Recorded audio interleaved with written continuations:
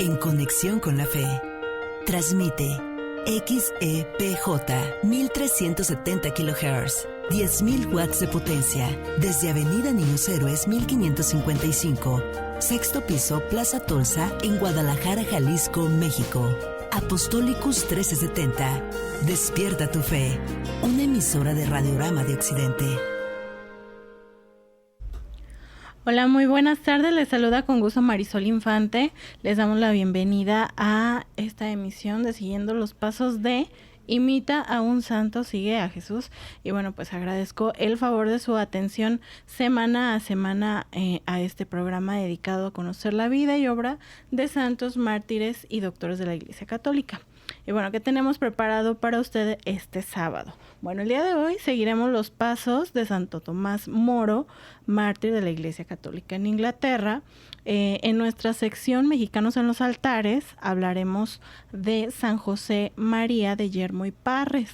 Y bueno, hoy pues habrá oportunidad de retomar la sección Un Paso Más, en la que hablaremos brevemente de San Juan Bautista. Entonces, bueno, para este primer segmento, como lo hacemos en cada ocasión, vamos a realizar el repaso del santoral que se celebró los últimos 7 días. No sin antes, pues enviar una enorme felicitación a todos los que llevan por nombre el de los santos que mencionaremos a continuación. Entonces, bueno, pidiendo también a estos santos que intercedan por nosotros ante Dios nuestro Señor. Comenzamos.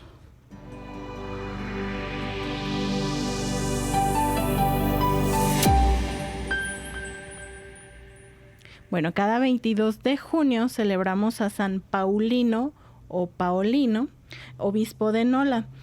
Bueno, no es común, podría decirse, recibir la fe de 2 gigantes, y tras la adhesión al Evangelio de San Paulino, que previamente era un patricio romano, pues están San Ambrosio y San Agustín. Entonces, en Nola, donde fue San Paulino obispo, pues se construye un santuario y obras para los más pobres por parte de él. Y bueno, él fue electo obispo de esta ciudad, falleciendo en el año 431, tan solo un año después de uno de estos dos de sus amigos, San Agustín.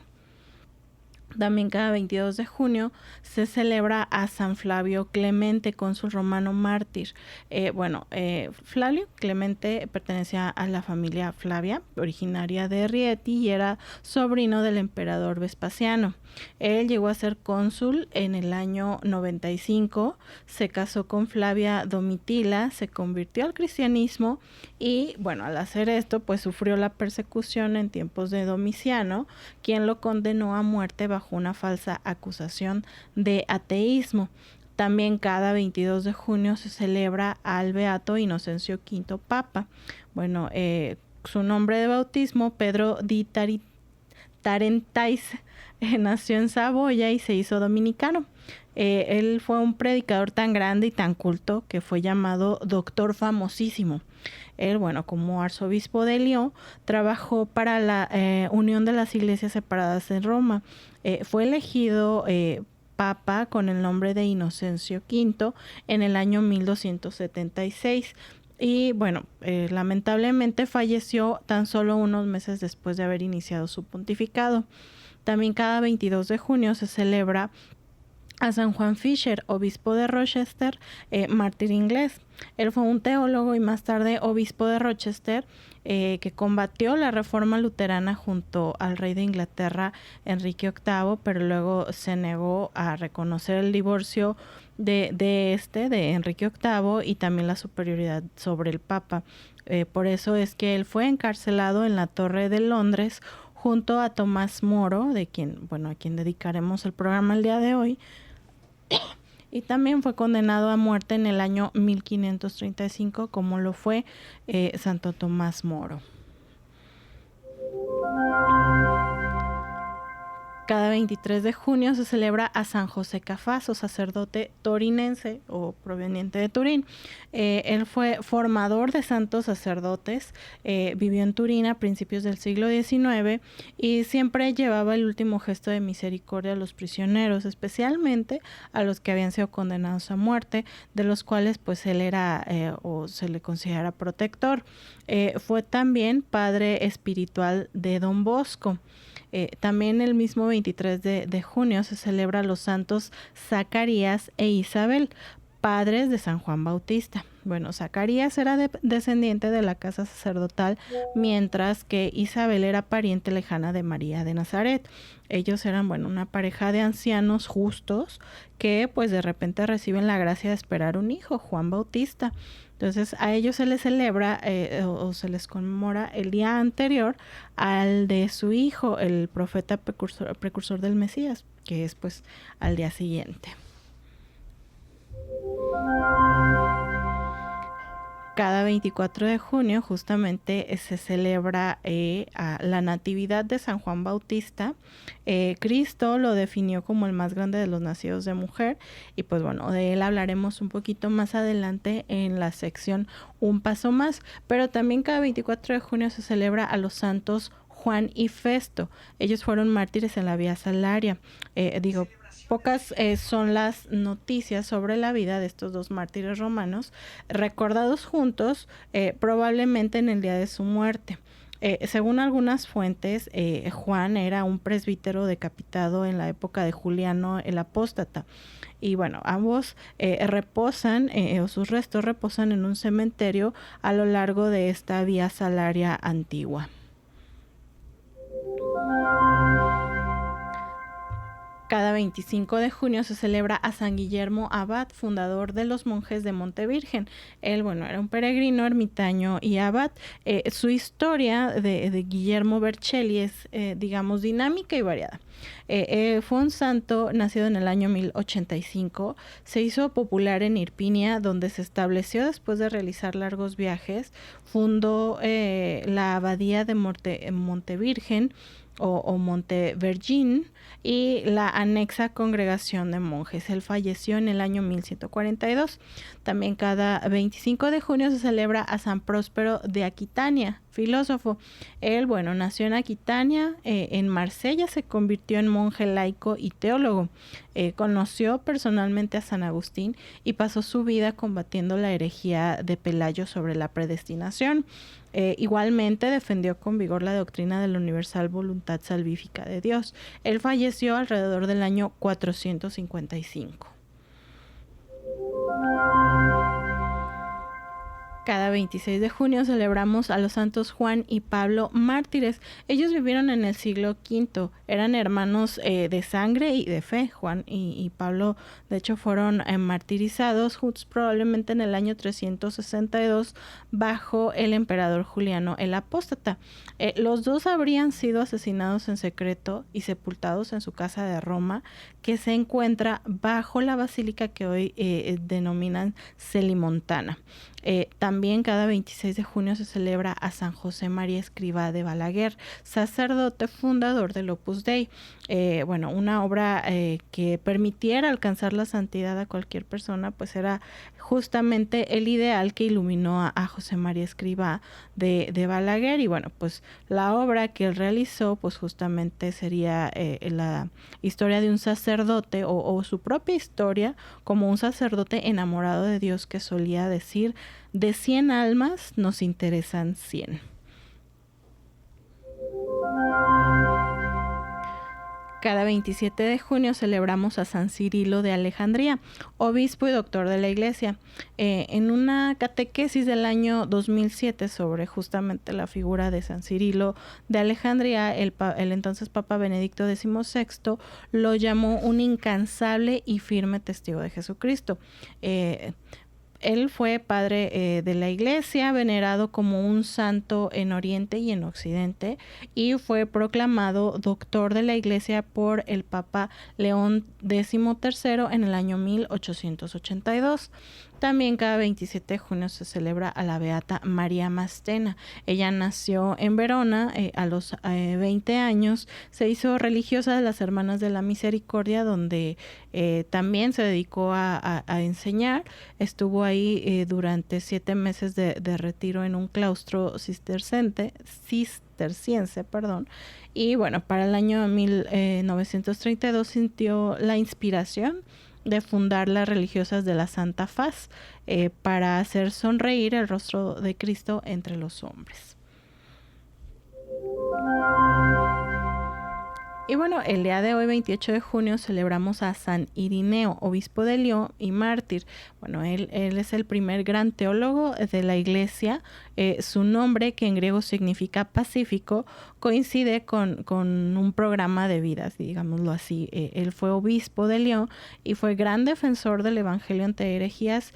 Fue además considerado siempre un buen pastor hasta su muerte, en la cual se tiene registro que ocurrió probablemente en el año 202.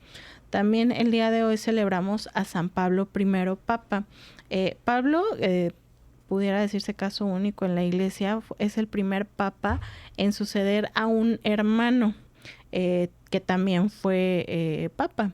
Él, bueno, llegado el siglo VIII, después de la muerte de Esteban II, él, pues, San Pablo I fue un hombre amable que gobernó la Iglesia en tierras acosadas por los lombardos.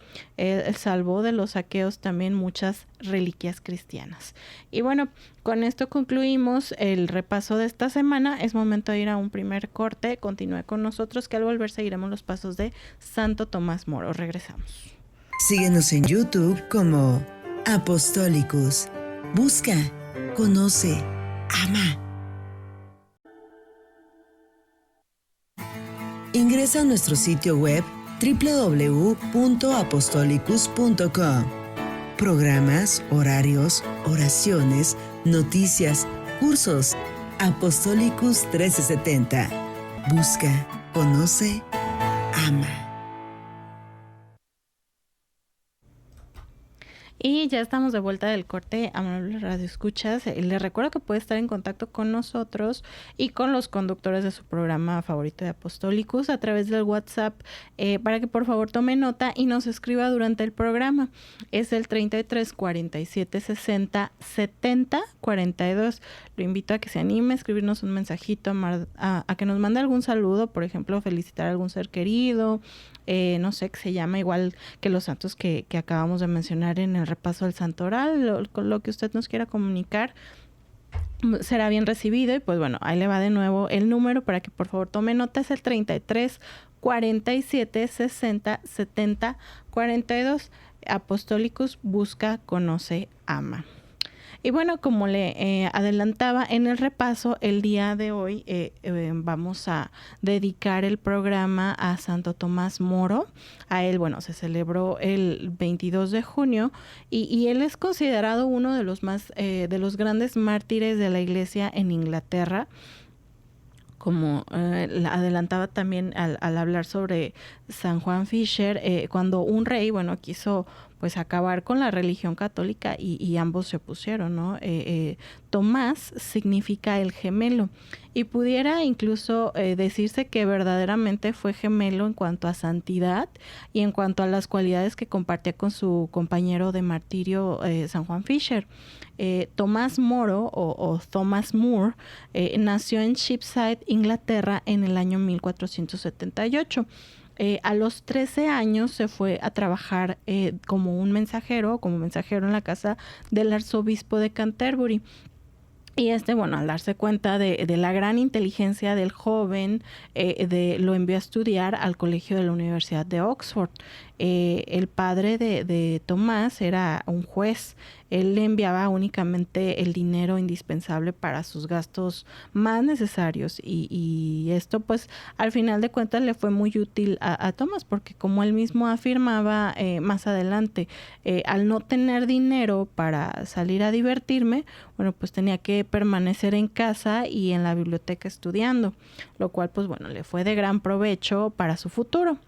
Cuando él cumplió los 22 años ya era doctor en abogacía y se desempeñaba como profesor, al que además se le consideraba como que pues una de las cualidades era que muy brillante.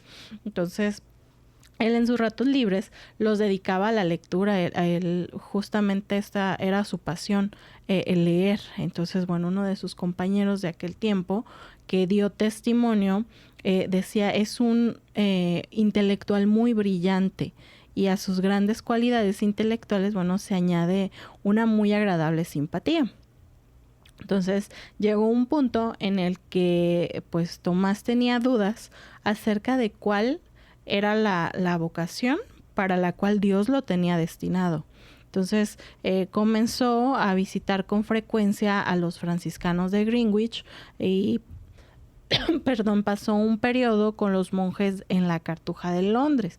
Estos monjes, nunca hablaban, no comían carne, rezaban mucho de día y de noche y estuvo con ellos alrededor de 4 años, pero se dio cuenta que al final no había nacido para esa heroica vocación. Entonces se dispuso a optar por la vocación del matrimonio. Su primer matrimonio fue con una joven de nombre Jane Colt, de quien tuvo 4 hijos y luego quedó viudo y se casó con Alice Middleton.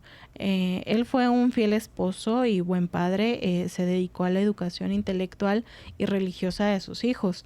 De hecho, su casa también se decía que siempre estaba abierta para los amigos, aunque incluso su vocación de matrimonio o de ayudar estaba un poco más allá de permanecer solo en su hogar, porque realmente su vocación era actuar en el gobierno y escribir libros. Entonces, para con sus hijos, para con los pobres y para cuantos deseaban tratar con él, Tomás fue siempre un excelente y simpático amigo, según se describe. También sabemos que acostumbraba a ir personalmente a visitar los barrios de los pobres para conocer sus necesidades y poder ayudarles mejor. Con frecuencia invitaba a su mesa a personas de muy escasos recursos y realmente casi nunca invitaba a almorzar, por ejemplo, a los ricos. A su casa llegaban muchas visitas de intelectuales que iban a charlar con él, pues acerca de temas muy importantes para esos momentos en la época, pero también a comentar los últimos libros que se iban publicando, que quizá, digamos, en la época actual se nos hace, comentar un libro, ya salen muchísimos libros, pero hay que entender también que estamos en un contexto muchos años atrás del que estamos ahorita. Tenemos demasiada información a la mano, muchísimos libros, pero que en aquel entonces un libro nuevo era realmente, no toda la gente tenía acceso. Entonces, por eso es que lo hacía también muy importante el que ellos tuvieran esas conversaciones, ¿no? Y el tener acceso a esas novedades bibliográficas. Su esposa además se admiraba al verlo siempre de buen humor, pasara lo que pasara. Era difícil encontrar a otra persona con una conversación más amena, según se le describía a Tomás.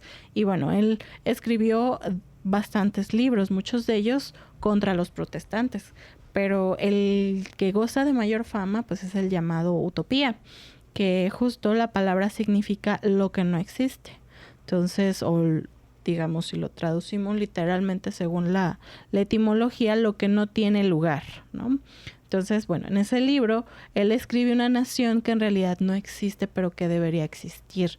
En su escrito, ataca fuertemente las injusticias que cometen los ricos y los altos mandos del gobierno hacia los pobres y los desprotegidos, y va describiendo en su narrativa cómo debería de ser una nación ideal.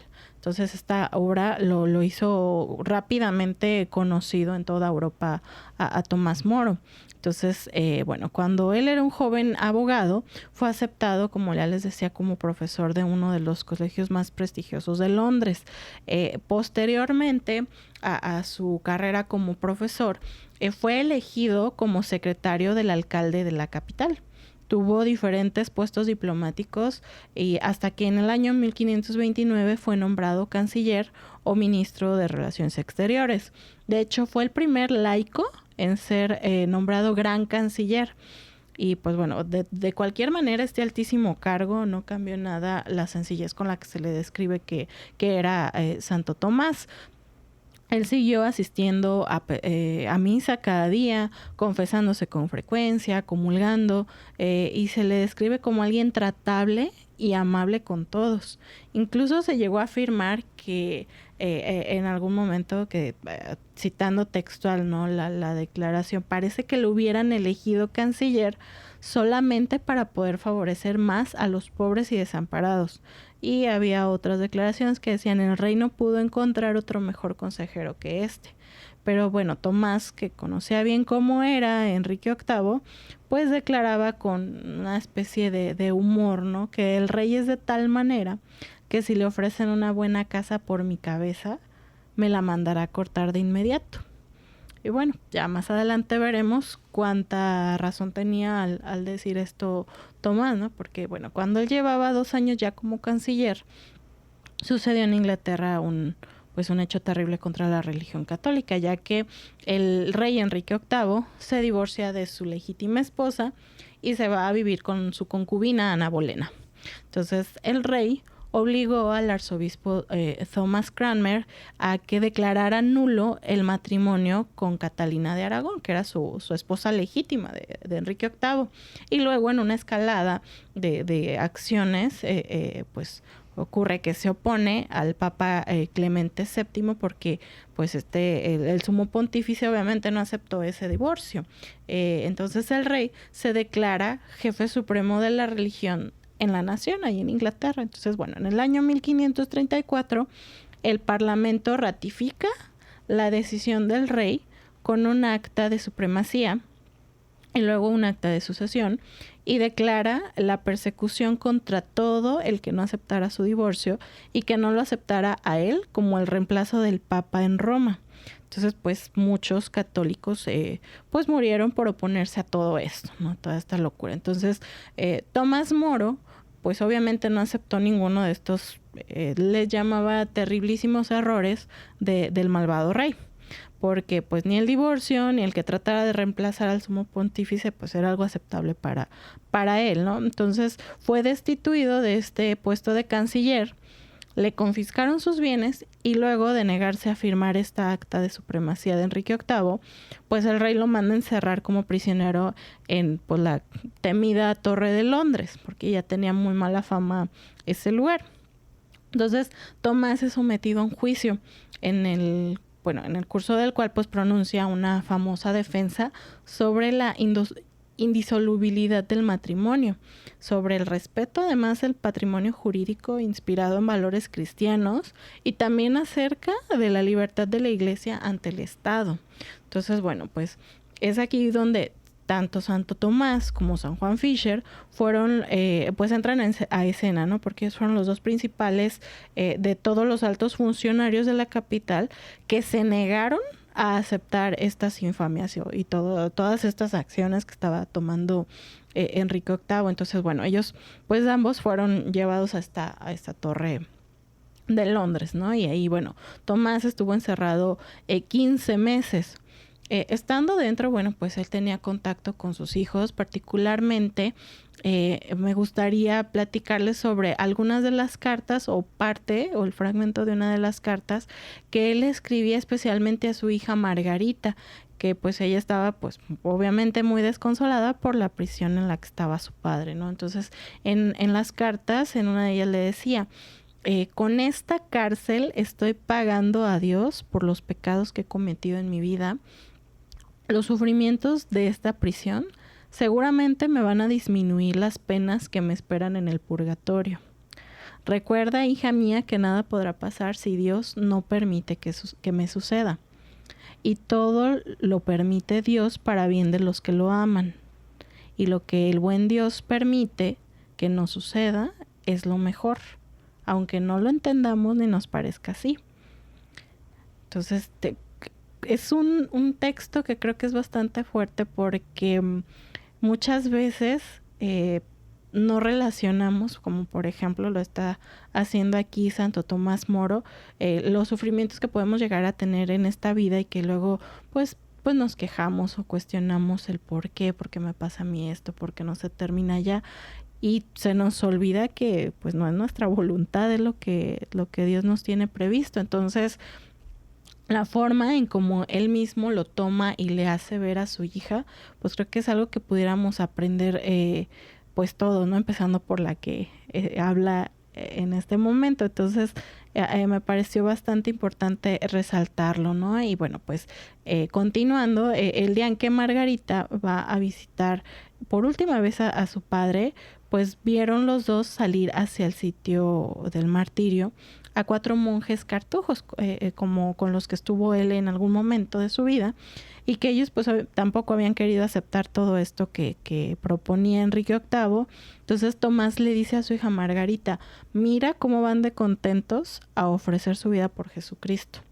Ojalá también a mí me conceda Dios el valor suficiente para ofrecer mi vida por su santa religión. Entonces dice, bueno, Tomás pues es llamado a un último consejo de guerra en el que le piden que acepte, como digámoslo así, le estaban dando un ultimátum para que aceptara. Posiblemente pues tenían no sé si en estima o algo, por algún motivo le estaban dando una última oportunidad a Santo Tomás para que él aceptara lo que el rey estaba imponiendo, y a esto él respondió: tengo que obedecer a lo que mi conciencia me manda y pensar en la salvación de mi alma. Eso es mucho más importante que todo lo que el mundo pueda ofrecer. No acepto esos errores del rey. Y pues dicho esto, se le dictó entonces sentencia de muerte. Él se despidió de su hijo y de su hija y pues bueno, volvió a ser encerrado en la Torre de Londres. Ya para la madrugada del 6 de julio de 1535 le comunicaron que lo llevarían al sitio del martirio. Entonces él pues se colocó su mejor vestido. De buen humor, como siempre se le había considerado, dijo al salir al corredor frío: por favor, mi abrigo, porque doy mi vida, pero un resfriado si no me quiero conseguir. Entonces, ¿no? ¿Quién en una situación complicada además conserva el buen humor, ¿no? Pues Santo Tomás Moro. Entonces, al llegar al sitio donde lo iban a asesinar, pues él rezó despacio el Salmo 51. Misericordia, Señor, por tu bondad. Luego prometió que rogaría por el rey y sus demás perseguidores y declaró públicamente que moría por ser fiel a la Santa Iglesia Católica, Apostólica y Romana. Luego, enseguida, de un hachazo le cortaron la cabeza. Tomás Moro fue declarado santo por el Papa Pío XI en el año 1935. Un sabio decía: este hombre, aunque no hubiera sido mártir, bien merecía que lo canonizaran, porque su vida fue admirable ejemplo de lo que debe ser el comportamiento de un servidor público, un buen cristiano y un excelente ciudadano. Dijo Jesús: dichosos los que sufren persecución por causa de la religión, porque su premio será muy grande en el reino de los cielos. Dentro de las biografías de Santo Tomás, bueno, se resalta también la gran reputación de hombre recto y jovial, de juez justo, culto y estimado por todos los humanistas europeos, tanto que Erasmo de Rotterdam le dedicó su obra Elogio de la locura. Santo Tomás fue muy amado por su pueblo por su caridad y también muy conocido por su sentido del humor, como ya les platiqué esa anécdota, y su fino intelecto. También, bueno, pues como se evidencia en sus obras y en su vida. Pero bueno, Tomás Moro era ante todo un hombre de fe.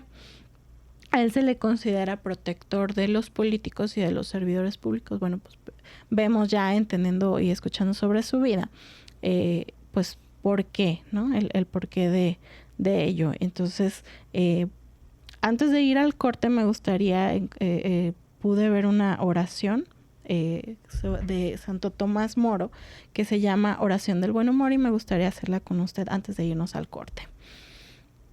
Concédeme, Señor, una buena digestión y también algo que digerir. Concédeme la salud del cuerpo con el buen humor necesario para mantenerla. Dame, Señor, un alma santa que sepa aprovechar lo que es bueno y puro, para que no se asuste ante el pecado, sino que encuentre el modo de poner las cosas de nuevo en orden. Concédeme un alma que no conozca el aburrimiento, las murmuraciones, los suspiros y los lamentos, y no permitas que sufra excesivamente por ser tan dominante, por ese ser tan dominante que se llama yo. Dame, Señor, el sentido del humor. Concédeme la gracia de comprender las bromas para que conozca en la vida un poco de alegría y pueda comunicársela a los demás. Amén.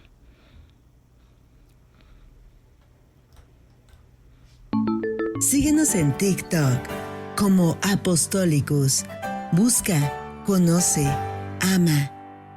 Apostolicus 1370 AM. Es una emisora de Radiorama de Occidente en colaboración con la Arquidiócesis de Guadalajara. Y ya estamos de vuelta del corte, amables radioescuchas. Le agradezco por seguir en sintonía de Apostólicos, Busca, Conoce, Ama. Y bueno, aprovechando, queremos mandar un saludo a Janet de parte de su hermano Sergio Limón Razón, que se comunicó vía WhatsApp. Entonces, pues así igualmente lo invito a que se comunique con nosotros al 33 47 60 70 42. Y bueno, vamos ahora a pasar a la sección Mexicanos en los Altares, que en esta ocasión está dedicado a San José María de Yermo y Parres. Que bueno, como recordará, esta sección está dedicada exclusivamente a santos, beatos y mártires mexicanos, o en algunas ocasiones haremos alguna excepción si se trata de algún santo o beato que haya hecho también o que haya pasado la mayor parte de su vida en México, y que podamos de alguna manera reconocer lo que haya hecho por estas tierras. Entonces, bueno, ¿quién era el padre Yermo, como se le conocía? Bueno, él nació en la hacienda de Jalmolonga, en el municipio de Malinalco, Estado de México, el 10 de noviembre de 1851. Era hijo del abogado Manuel de Yermo y Soviñas y de María Josefa Parres. De nobles orígenes, fue educado cristianamente por su papá y por su tía Carmen, ya que su madre murió a los 50 días de nacido, el padre Yermo. Entonces, bueno, él desde muy joven sintió que Dios lo llamaba a la vida sacerdotal y fue descubriendo poco a poco la grandeza y la seriedad de este llamado. Ya para la edad de 16 años, deja la casa paterna para ingresar a la congregación de la misión en la Ciudad de México. En el seminario, bueno, sus superiores decían de él que tenía un alto espíritu de oración, un muy claro talento y gran celo apostólico. Entonces, bueno, pues estas cualidades obviamente le ayudaron a profundizar y a crecer día con día en su vida sacerdotal. Él, bueno, estuvo por un tiempo en la congregación de los Paules, quedando altamente influenciado por la espiritualidad y la vida de San Vicente de Paul. Ingresó después al seminario de León, Guanajuato, aquí en México. El día 24 de agosto de 1879 es ordenado sacerdote en la Catedral de León. Y ahí mismo, al día siguiente, celebra su primer misa, cuyo recuerdo, unido a su compromiso sacerdotal, le acompañaron toda la vida. Citándolo, ¿no? Mi primera misa, qué dulce recuerdo trae a mi mente. Entonces, cada que le preguntaban, pues sí, para él era justamente eso, ¿no? Un dulce recuerdo de solo pensar en aquel momento en el que celebró su primera misa. Él además, bueno, era un elocuente orador, promovió la catequesis juvenil y desempeñó con esmero algunos cargos de importancia en la curía, a los cuales, bueno, por motivo de enfermedad tuvo que ir renunciando. El obispo que recién acababa de llegar le confió el cuidado de dos iglesias situadas en la periferia de la ciudad, de la iglesia del Calvario y la iglesia del Santo Niño. Bueno, este nombramiento pues fue un duro golpe en la vida del joven sacerdote, porque digamos, como eran iglesias bastante pequeñas, en algún momento, según se admitió, pues le sacudió profundamente en su orgullo. Sin embargo, pues decidió seguir a Cristo en la obediencia, como es parte de la vida de los sacerdotes, y dejando atrás ese pensamiento de que quizá por ser pequeñas eran pues una tarea sencilla. Entonces, un día, mientras él se dirigía justo a una de estas iglesias, a la del Calvario, se halla de improviso ante una escena terrible. Unos puercos estaban devorándose a dos niños recién nacidos. Entonces, estremecido por aquella tremenda escena, se siente interpelado por Dios y en su corazón ardiente de amor proyecta la fundación de una casa de acogida para los abandonados y necesitados. Entonces, obteniendo la autorización por parte de su obispo, pues pone manos a la obra, y el 13 de diciembre de 1885, seguido de 4 valientes jóvenes, pues inaugura el asilo del Sagrado Corazón en la cima de la colina del Calvario, donde estaba esta parroquia. Entonces ese día da inicio la nueva familia religiosa de las siervas del Sagrado Corazón de Jesús y de los pobres. Entonces, desde ese día el padre Yermo pues pone el pie sobre el primer peldaño de una larga y constante escalada de entrega al Señor y a todas las personas de ahí, porque sabía de sacrificio y de abnegación, de gozo y sufrimiento, pero también de paz, de desconciertos y también sobre todo de pobrezas y miserias de las sufrió también, incluso era muy querido, pero también llegó a sufrir calumnias, tuvo amistades, pero también quienes no estaban tan a favor de sus acciones.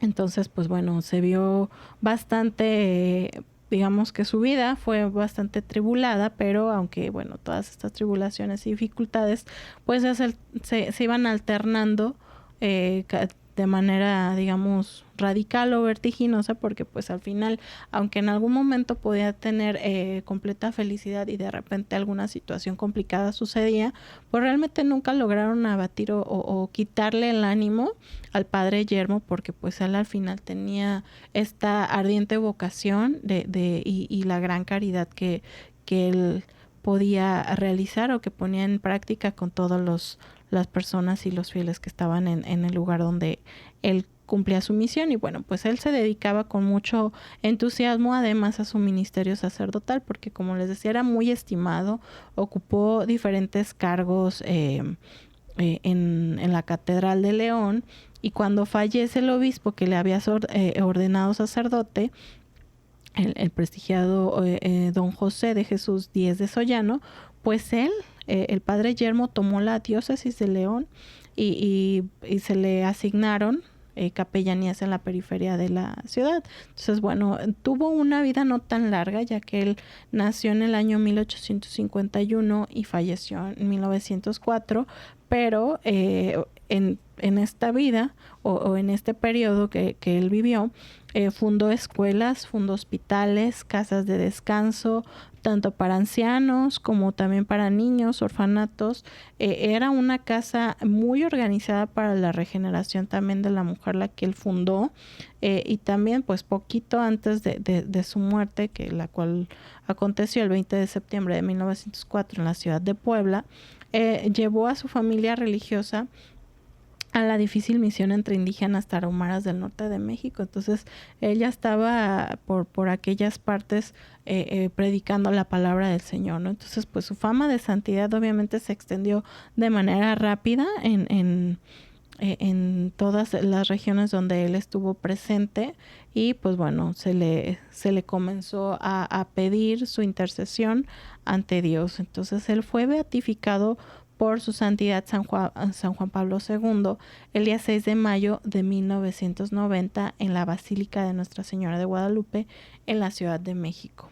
Entonces él, posteriormente fue canonizado y pues toda esta vida, digamos, con bastantes frutos, fueron los que le dieron esta fama de santidad y que en algún momento culminarían para bien con esta canonización. Y pues bueno, que pudiéramos aprender de él, comenzando no por la anécdota que se narra en sus biografías o en lo que se tiene registro de él, esa parte que a veces se nos olvida y que es muy importante, el hecho de no dejarnos superar por nosotros mismos, sin anteponer la voluntad de Dios, ¿no? Y que en algunas ocasiones podemos a lo mejor tener algo, no necesariamente lo que queremos, pero no entendemos que lo que necesitamos, ¿no? Entonces, igual complementando un poco con lo que veíamos con Santo Tomás Moro, ¿no? En algún momento el aceptar de buena gana lo que suceda, porque al final pues es voluntad de Dios. Entonces, veíamos en él, ¿no?, ese aprendizaje en San José María Yermo y Parres, que deja pasar esta situación y que ya más adelante, entonces, pues el continuar con esta vocación sacerdotal, con la manera y con la pasión con la que la hizo, pues tuvo todos estos frutos, ¿no? Porque no cualquiera podemos preciarnos de ayudar a tantas personas, y quizá deberíamos esto, ¿no?, justamente aspirar a quizá a lo mejor decimos, pues yo no voy a fundar una escuela, yo no tengo los medios, no voy a fundar un hospital, pero podemos ayudar a quienes ya lo hacen, ¿no? Poder quizá voltear a ver a estas fundaciones, a estas asociaciones civiles, incluso a Cáritas, ¿no? O sea, tenemos en las parroquias ir acercarnos, preguntar, y de alguna manera, si tenemos esta vocación de caridad o queremos apoyar a quienes menos tienen para evitar como estas situaciones, porque lo que a él le hizo entender qué tenía que hacer en su vocación y hasta dónde tenía que ir más allá de lo que podía hacer quizá en su parroquia, fue justamente esta escena, ¿no? Impactante, que el de solo pensarlo es horrible, el de ver a estos niños recién nacidos, pues víctimas de estos, pues de dos puercos, pues imagínense, ¿no? Entonces, es lo que despertó en él esas ganas de ayudar a quienes no tenían oportunidad. Entonces, también nosotros, pues eso, ¿no? La reflexión y la invitación a que veamos empezando pues por nuestros lugares en donde estamos, ¿no? En donde vivo, qué necesidades hay, qué puedo hacer por los demás. Y también pues ver alguna asociación o algo a donde se pueda ayudar. No necesariamente tiene que ser dinero. Recuerde que a veces puede ser en especie o incluso con mano de obra, por decirlo de alguna manera. Entonces, maneras de ayudar siempre hay. Entonces, si a nosotros no se nos ocurre cómo ya hay alguien que lo hizo, entonces solamente es poner en práctica esa buena intención, encaminarla. Y sobre todo también ser constante, porque en algunas ocasiones también eso puede mermar mucho los resultados que puede tener alguna organización, alguna institución que se funda con estos fines, ¿no? De caridad. Sino si las personas no permanecen, si solamente están un tiempo y luego ya no. Entonces también tener presente eso, ¿no? El compromiso, no solamente la intención, sino llevarlo a cabo y hacerlo de manera comprometida, pensando en que no es nada más por un ratito, se me pasó como que el brete, por decirlo de alguna manera, y ya después pues se me olvidó qué estaba haciendo y dejamos por ahí a las otras personas esperando la ayuda. Entonces, esa sería la invitación y la reflexión para poder seguir el ejemplo de San José María Yermo y Parres y poder tener impacto en nuestra sociedad cercana, ¿no? Entonces, bueno, vamos a ir a un corte, regresamos a siguiendo los pasos de Continúa en la señal de Apostolicus, busca, conoce, ama. Comunícate con nosotros. Llámanos al 33 31 22 41 26 y 33 31 22 45 77. Apostolicus. Busca, conoce, ama. Síguenos en Instagram como Apostolicus. Busca, conoce, ama.